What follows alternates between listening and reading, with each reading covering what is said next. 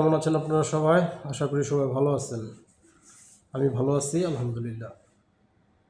আজকে একটা ভিডিও নিয়ে আলাপ করি। নাসিরউদ্দিন পাটোয়ারির একটা টক শোতে দেখলাম, ওনাকে একজন জিজ্ঞাসা করছে, আপনি কে? উনি কথার জবাবটা উত্তর এইভাবে দিল যে, আমি বেগম জিয়ারে মুক্ত করছি, তারেক রহমানের মামলা উঠায় নিয়েছি। তো উনি কে? মামলা উঠানোর কে উনি? আর উনি মুক্ত করার কে? ওনার ভিতরে যদি ন্যূনতম জ্ঞান থাকতো তো উনি এইভাবে জবাবটা দিত না। জবাব দিতে পারতো, অন্যভাবে দিতে পারতো, আমি বাংলাদেশ বলতে পারতো, মানুষ তখন ওকে ভালোভাবে দিত।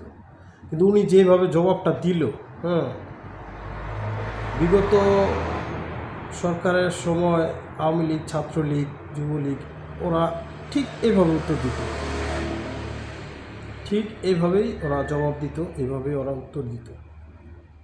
তো উনি এখনও পর্যন্ত ম্যানারই শিখে নাই। একটা মানে টক শোতে কীভাবে জবাব দিতে হয়, কীভাবে কথা বলতে হয়, এটা উনি শিখে নাই, কি ওই শিক্ষাটা উনি পায় নাই। উনি তো শ্রবণ প্রতিবন্ধী, আমি তো বললাম উনি বিএমপি বলতে পারে না, বিএমপি বলে, বিএমপি। তো ওনার দিক থেকে ভালো কিছু আশা করা যায় না।